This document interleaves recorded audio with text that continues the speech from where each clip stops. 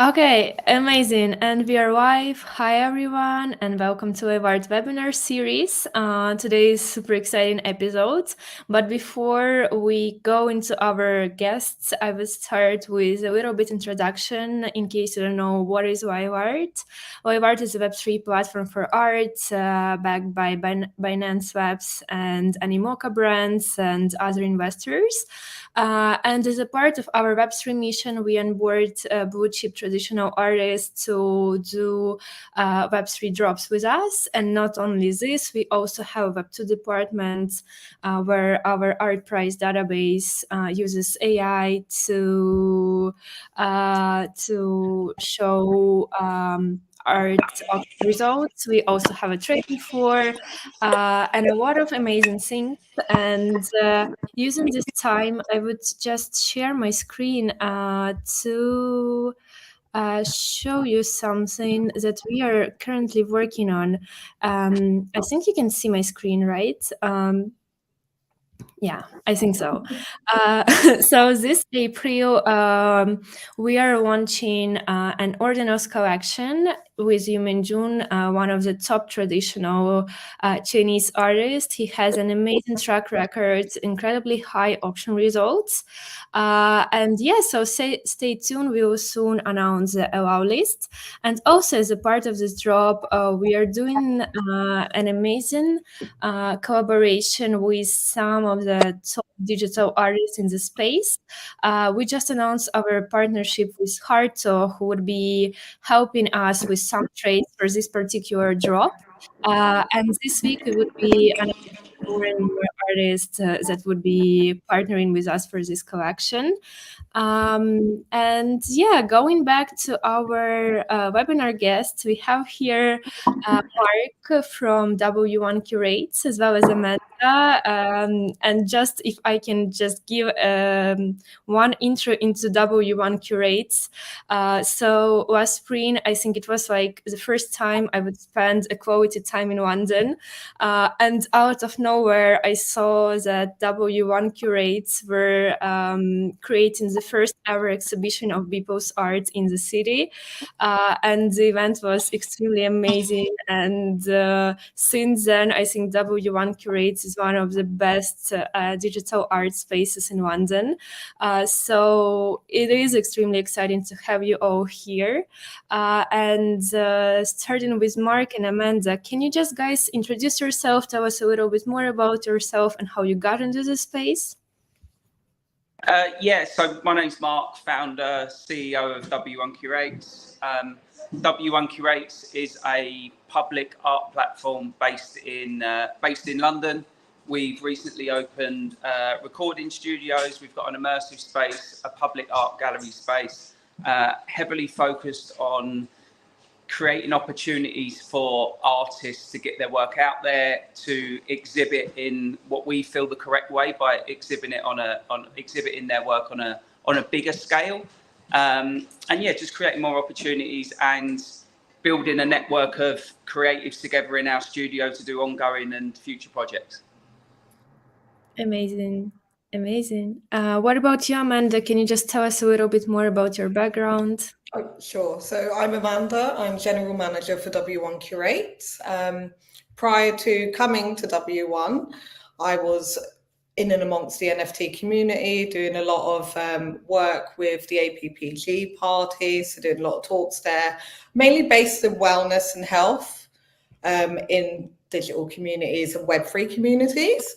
And then it all led around to me, thankfully, being given a position with W1 Curates as the general manager, and now I can get to really be my creative self and my passions while helping with the business.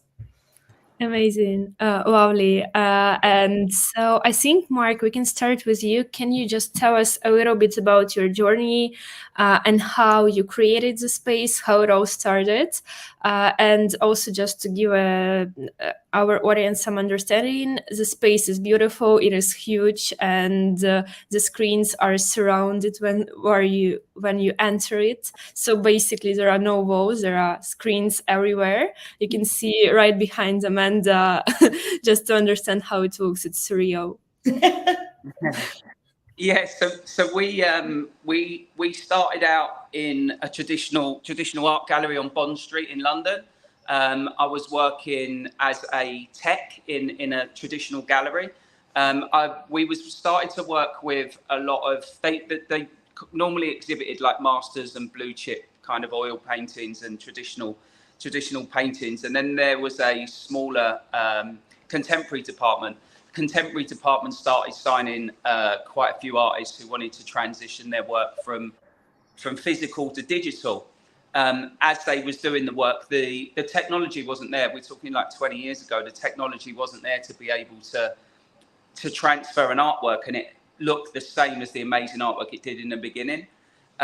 So I kind of set out on a bit of a mission to kind of work out what was letting that down. You know, was it the component, or was it the manufacturers who were doing stuff that, you know, wasn't representing an artist or an artist's color palette true to form? So we many trips back and forth from Shenzhen, we managed to start developing our own LED screen.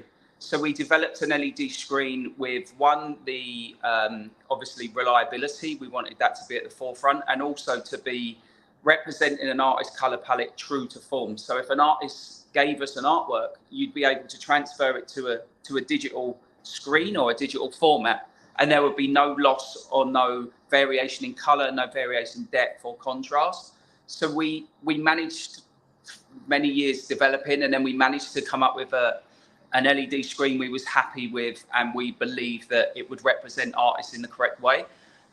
We then went on to, lucky enough, a couple of our clients who we had at the gallery, was two of them in particular was building houses. They said, look, start working with the architect. Let's like showcase some of our traditional art. We've got a few houses all over the world. Let's showcase our traditional art in those houses. You can put the screen up. You can take photos of all our traditional art and videos, and let's put it on the screen and let's put it in all of our houses. So we've done the first install, and then it kind of snowballed from then. It was like a friend of a friend. We've never advertised. We've never really looked for any work. It's just kind of happened through word of mouth. So we ended up installing these screens, working with architects to install. It wasn't just a screen on the wall. We'd installed a screen so it looked like part of the building, part of the space, and it fits within the current environment. So we've done that for a few years. And then one of our clients said that they're opening a flagship store on Oxford Street, which is Flannels on Oxford Street. So Flannels approached us and said, look, we like what you're doing. We like the screens. You know, we're heavily focused on luxury brands. And I managed to win the contract to do the whole of the Flannels estate, to do the screens in the windows, work with their architects to put the screens in the windows, and work with various different brands. And all the brands would send us the content and we would put it onto the screen. And then literally in the second breath, there was like, and also we're opening a store on Oxford Street. We're not too sure what to do with it, but look, we're going to be purchasing X amount of screens from you. What are your thoughts? So I said, look, let's turn it into a public art platform. And, you know, you've got the screens anyway, let's put them up there and let's make, you know, see what we can do. So we installed I think 6 years ago now, we installed the whole of the facade of Oxford Street. And then somehow I managed to go from kind of struggling to get galleries to work with us because no one understood what we was doing. We was approaching these traditional art galleries and I was like, you know, it's a bit like a billboard. And I was like, well, there's a lot of technology that's gone in behind it. And there's a load of thought process that's gone into to make sure that the artist is represented in the right way. And it took a bit, we got kicked back a lot in the beginning. And then after a while, we managed to, David LaChapelle, American photographer, gave us his artwork. And then he had a look at the screens and said, I've never seen my artwork in a digital format displayed like this. And after David agreed to work with us and we exhibited his work, that was it. We was gone. So we've worked with Gagosian on a number of times. We've worked with Saatchi's, Christie's, Bonhams, Sotheby's. We featured Tracy Emin, Jeff Koons, various different amazing blue chip artists.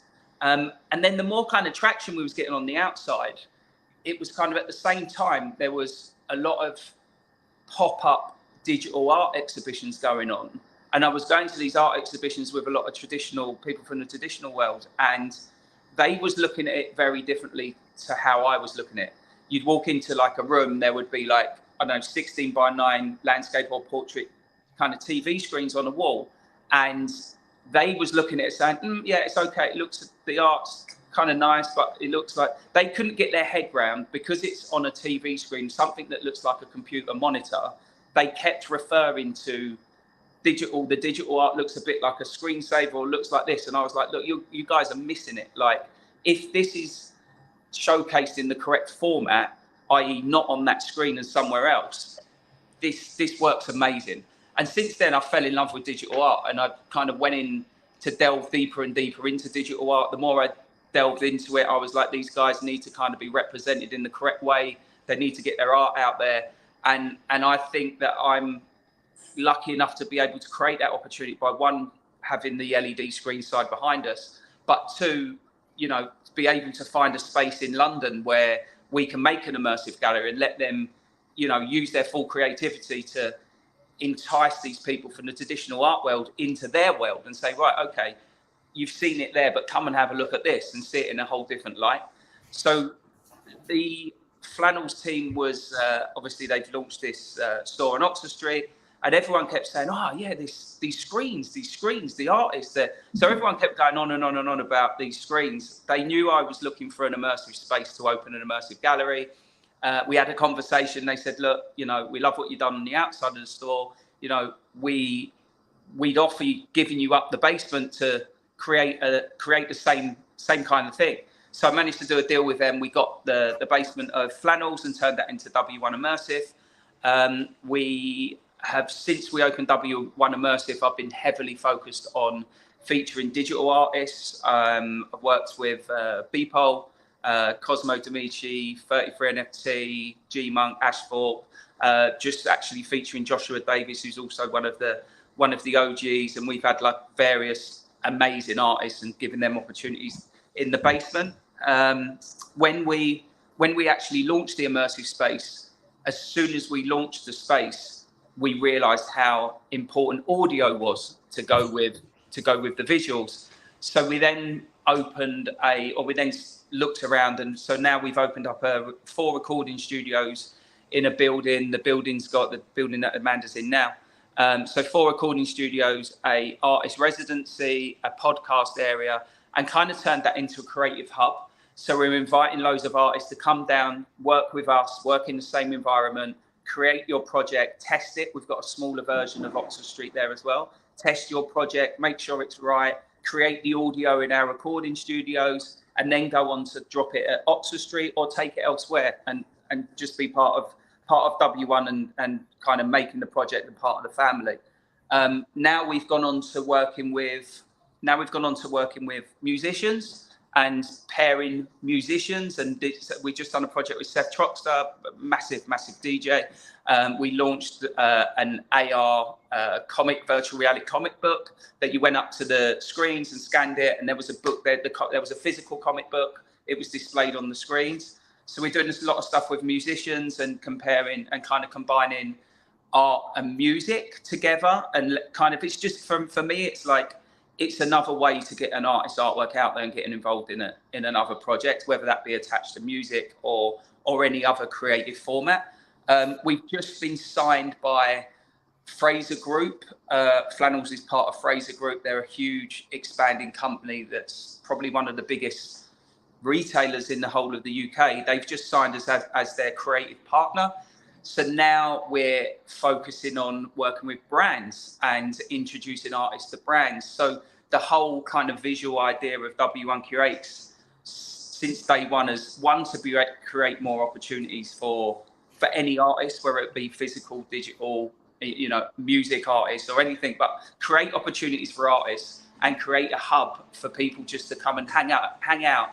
And someone might be working on some music, someone will be working on some art, someone might be working on some fashion. Then all of a sudden it's like a bit like Andy Warhol's studio. It's just a studio of like people coming in, working. We're running 24/7. We've got people working all night. We've got people recording in the studios, coming in at like 11 p.m, leaving at 6 a.m. So it's a really cool space. And we're looking forward to seeing loads of projects come out of it. And the key point is, you know, whilst the market is quite quiet at the moment for these digital artists, we believe that we can create a second opportunity to get their work out there. One, to not only generate revenue for them, but to also get their work seen by others and seen by the masses. And that's kind of it. And I've dragged on a little bit, but there's a lot to tell, and I'm sure I've missed out some stuff, but that's kind of it in a nutshell.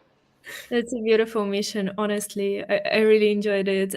Thank you so much for telling us. One question that struck in my head was, I actually wasn't aware you created the digital screens yourself. Are they for sale? Is it possible to purchase one? Yeah, so we've got Amanda will know better than me. I think we've got like 2,800 screens globally where we've installed the screens. So we've got a company, we've got W1 Curates, that is the whole art project. And then I've got another company that supplies, manufactures and installs screens. And then sub part of that company is we service the screens, look after the screens, update the content, manage the content.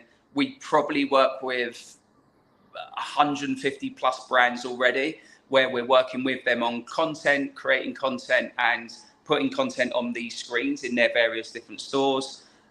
So yeah, the screens are for sale. Again, I've never advertised, the whole thing's been word of mouth. It's never, we haven't even, for the screen company, I've not even designed a website.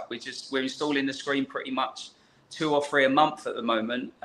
So we haven't needed to, touch wood. We've been quite lucky, should I say.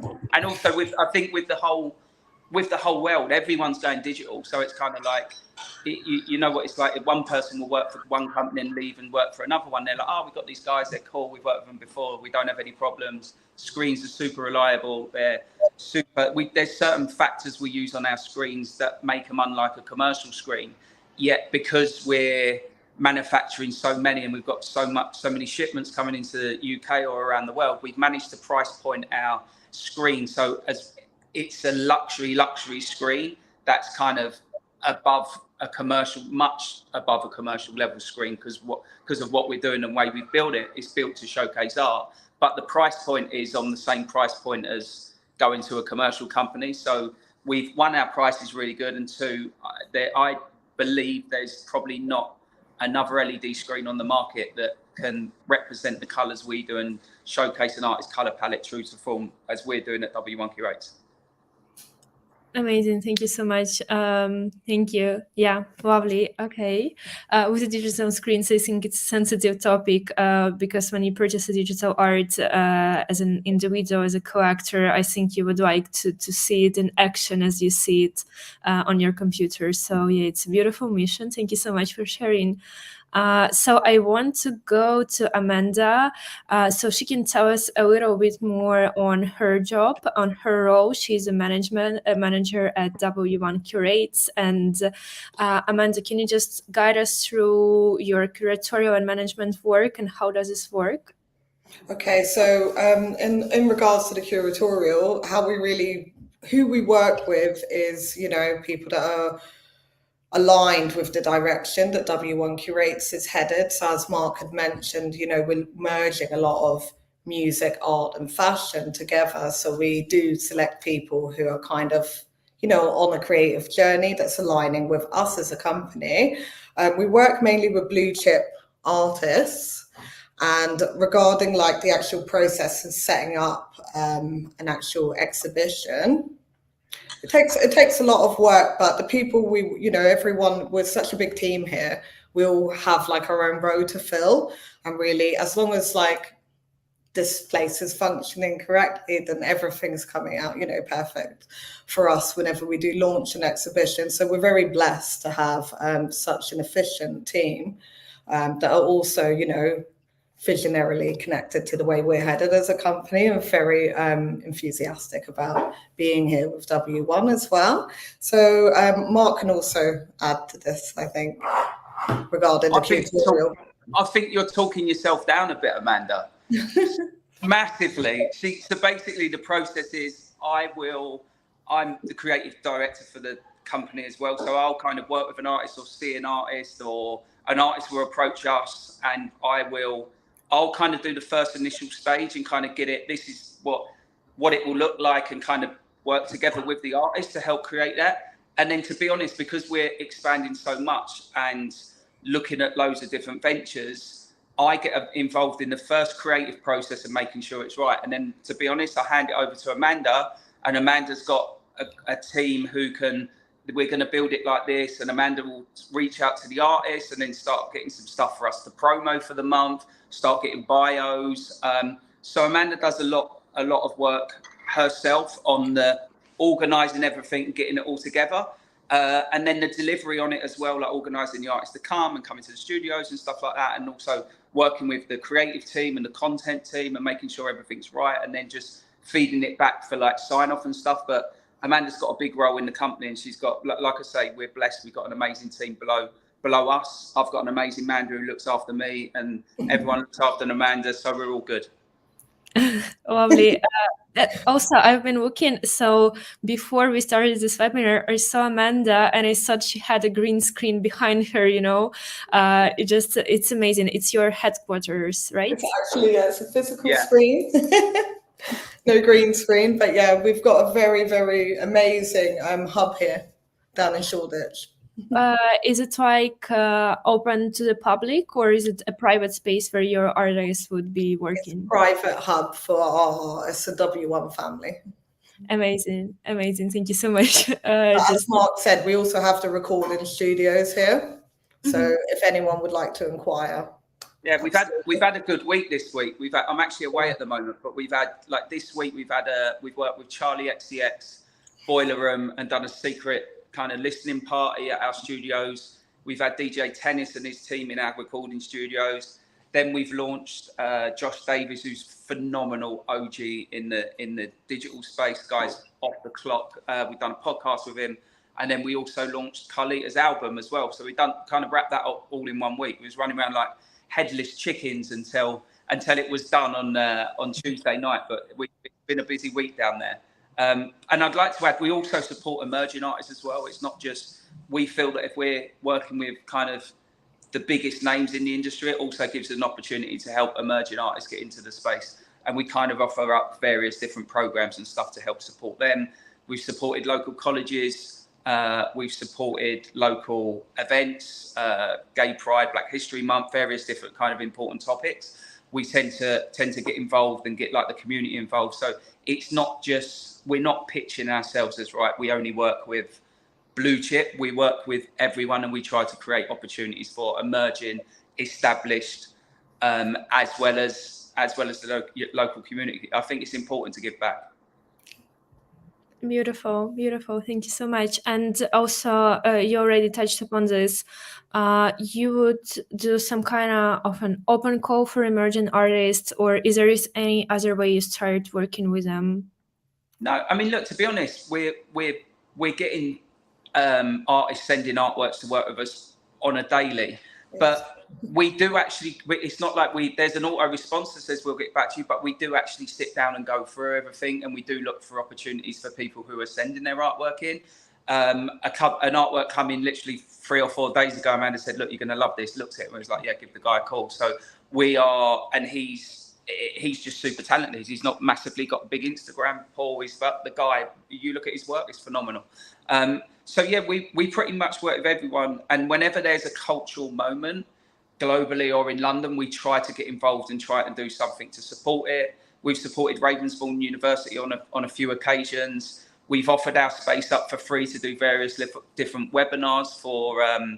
We've done a fashion event a couple of weeks ago, and then we've done a few different things. So look, we're not unapproachable. If anyone's got any ideas, come and have a chat with us. Any emerging artists want to reach out, come and have a chat with us. We will eventually be doing some kind of like mentorship program. We're going to do it with music. We'll do it with art as well, where people can come in and get some like tips or whatever. We'll get some artists in and kind of just try and help people on their journey, you know, and also if we click, then be part of that journey. Like, let's see if we can grow.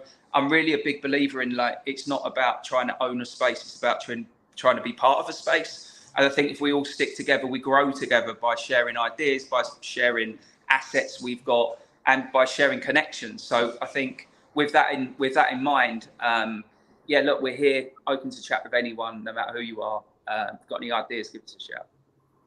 Beautiful. Love this approach. And in terms of cultural events, I think I saw it behind Amanda too, and it reminded me last spring you did NFT collaboration, right, for the coronation of the king. Yeah, right. I think Amanda can talk a little bit about it. I'll let Mark start, because I took a very back seat in that one, actually. We were working on another exhibition at the same time. So Mark really threw that one together very quickly.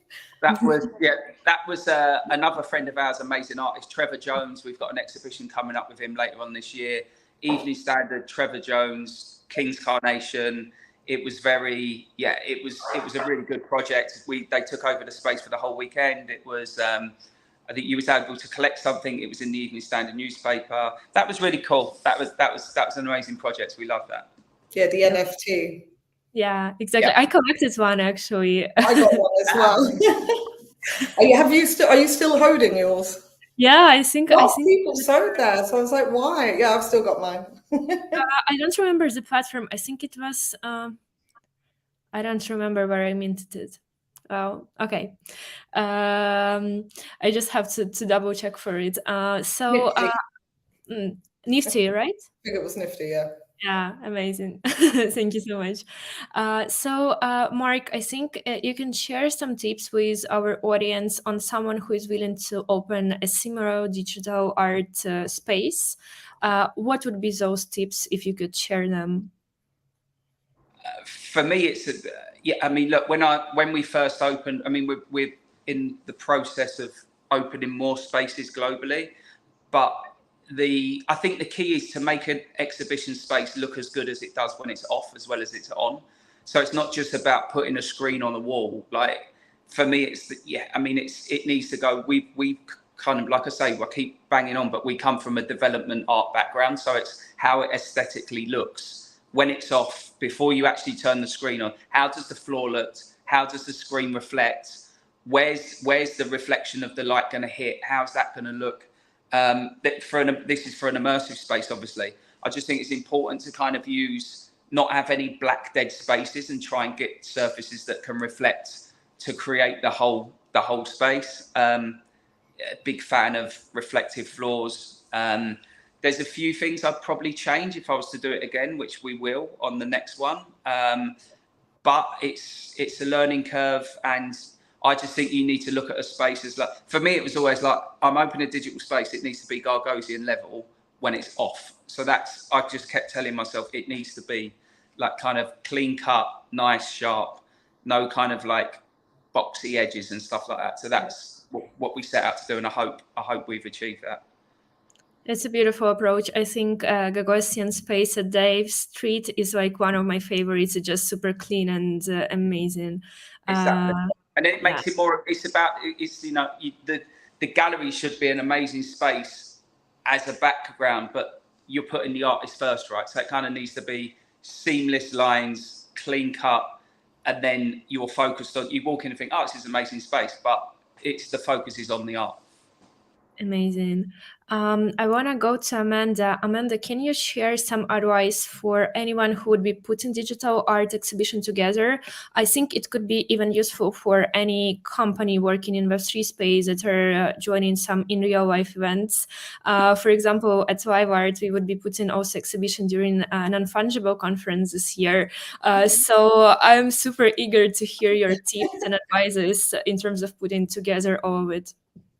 Okay, organization is key. So having like a checklist of, things that you need to make sure are done prior to the launch. So it could be anything from the artwork being delivered for rendering, to the guest list being in, separate VIP lists, making sure you're in like you're constantly communicating with the external teams, that everything's being, pulled together correctly, and just really allowing, I think what's really important as well is, if you're exhibiting anyone, is to really allow the artist's vision for how they want their works presented. It should really be the point weight that you're focusing on, as opposed to how you'd want to present it over. I think it's really important for the artists themselves, for their vision to be brought to life in line with their artworks.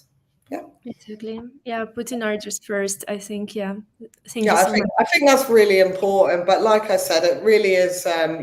You've got to just make sure that everything is very well organized, and that you're sticking to a checklist is definitely very, very important.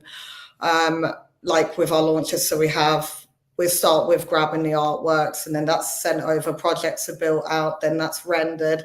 At the same time, we're making sure that we're presenting the event to, any type of way the artist may even want, like certain specific things in, down to the DJ or drinks, that they're getting their requirements. So that's another company you're working on. Then you've got to have the socials being covered. You've got the tech side being covered. So it is a lot. So organization's very important.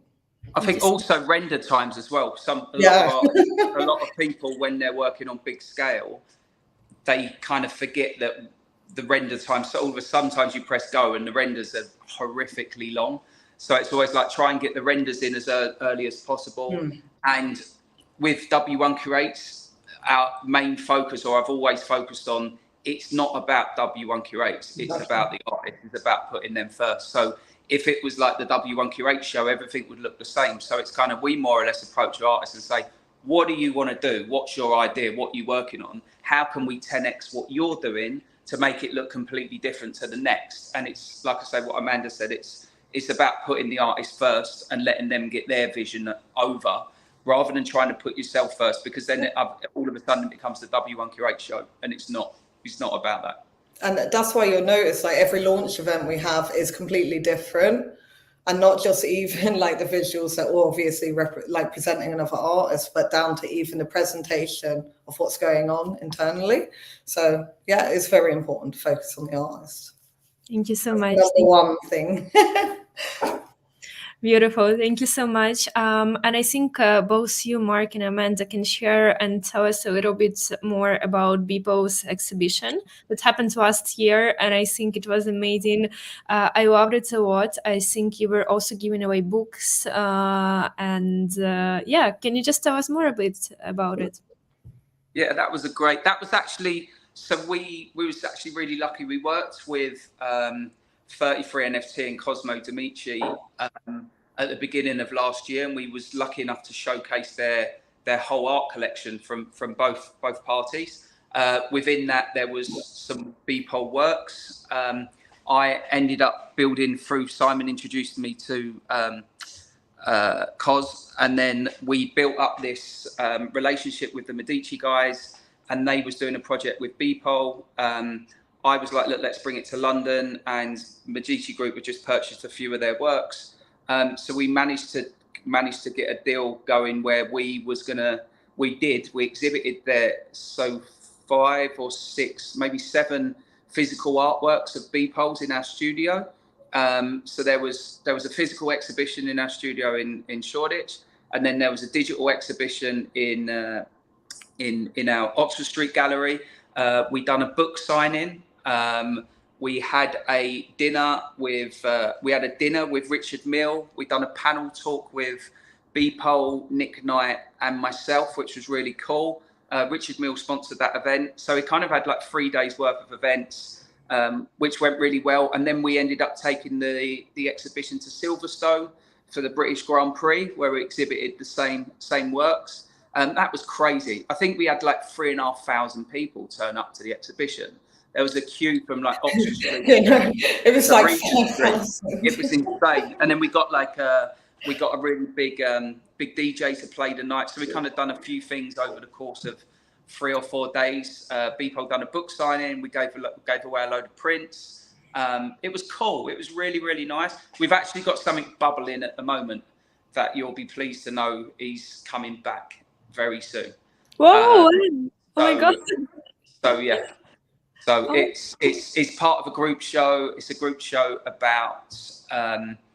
It's a group show with what we believe are a group of some of the OGs of the digital art space, and it's the story before NFTs about these guys all talking about, you know, these guys were talking about program software. For me, what's amazing, there's a group of guys who were talking about software, content, how to create content, what kind of various different methods to use. Yet all of these group of people we've selected have gone on to have amazing careers, but also their artwork's so different. You would have think if you're sharing the same programs, what to do, it would be very similar, but it's not. So we've got an exhibition coming up where we believe are the biggest, or some of the biggest digital artists in the space. It's going to be a group show. It's going to be very interesting. I'm calling it the story of digital art, but it's not the story of digital art. It's kind of going back to a certain group of people's memory from how they all started to where they are now. Obviously, Beeple, the man, kind of kicked everything off of his big sale and elevated everything, which is amazing.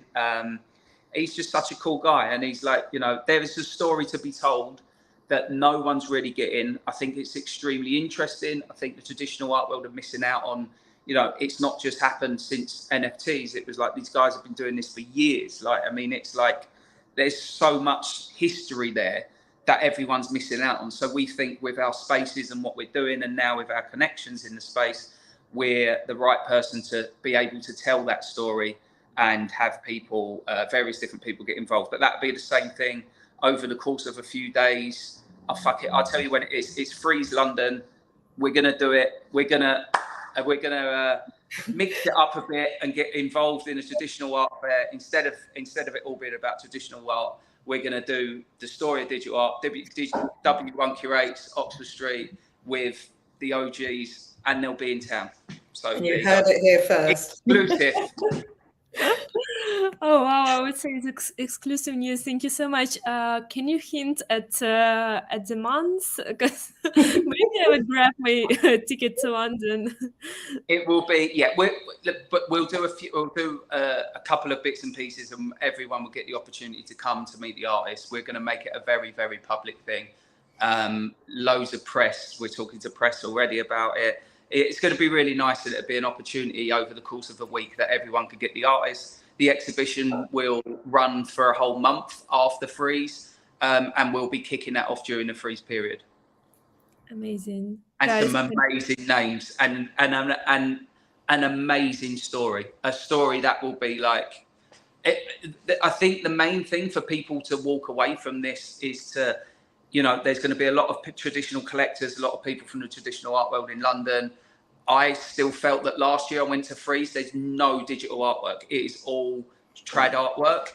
And it's like, right, okay, someone's got to tell that story. Let's invite these people into our space while they're in London. And hopefully, which I think it will happen, half of them will walk away and think, do you know what? I get it. I actually get it. And if that happens, then that's amazing. I think it will. It's a massive story. Honestly, the more I'm delving into these guys, their history, their past. I was just sitting having a podcast I've done with Joshua Davis this week. Man, the guy's got stories coming out of his ear rolls and names, and like they've worked with, like, these guys are on a level. They're working with the biggest people in the industry. They're extremely talented. Like Joshua's been doing this for years, like years and years and years, creating his own software, creating his own programs. Like there's a hub of these guys who are, in my eyes, they're untouchable, and they're all going on to be something that they are something special. But they're all, you know, in years to come, these are going to be the names that everyone's talking about. Not that they're not already, but yeah, I mean, even more so. Beautiful. Thank you so much, and congratulations, guys. I think it's super exciting. I will just be sure to stay tuned on all of your announcements. I really hope I can join this one. What I also wanted to ask you is, I think maybe Amanda and Mark, can you tell us what would be your advice for the artists that are willing to exhibit their art physically? I think in terms of maybe the good promotion for themselves, what is the right way for them to communicate with people like you, and also how for them to make sure that their art is exhibited properly when it is exhibited physically? Okay, I'd just like to say, I'll let Mark answer this, but I don't think there's any actual right way, because each person's individual. So I just think being yourself is very important and allowing that to reflect in your work. Yeah, I completely agree with that. I think, be yourself. I think the good thing about, and the one thing that keeps going around in my head, the artist has got more control now. A lot more control than how it used to be. It used to be the artist goes to a gallery, the gallery would sign the artist. These artists have got more control over where their career goes and where they want to situate themselves, or where they want to be, what they want to be part of and what they don't. They're able to navigate their career a lot better.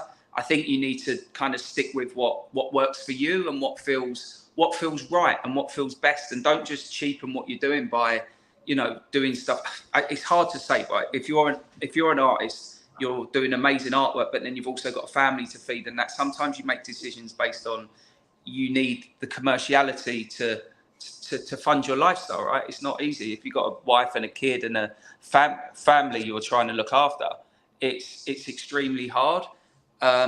So I think try and stick in your lane, try and do what feels good to you. You know in your heart of hearts what feels good. I think there's a lot of which I find interesting, and including Joshua Davis has got a traditional physical show coming up. I think there's a lot of artists from the digital space going into the traditional space and having producing a physical artwork with a digital format as well. I think that's a good way to get people who are interested in both markets. Someone might say, I love the physical, I'm not too sure about digital art, but as soon as you buy the physical, you get a digital with it, and that might be your journey into understanding it. And vice versa, there's a lot of people from traditional art world getting into the digital space. I just think it's about thinking clever and making things easy, and just being approachable.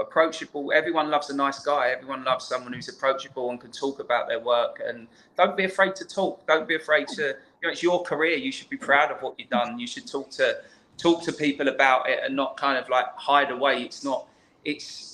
I'd presume it's extremely hard for, especially now with social media, to the amount of artworks and the amount of stuff that's getting put online.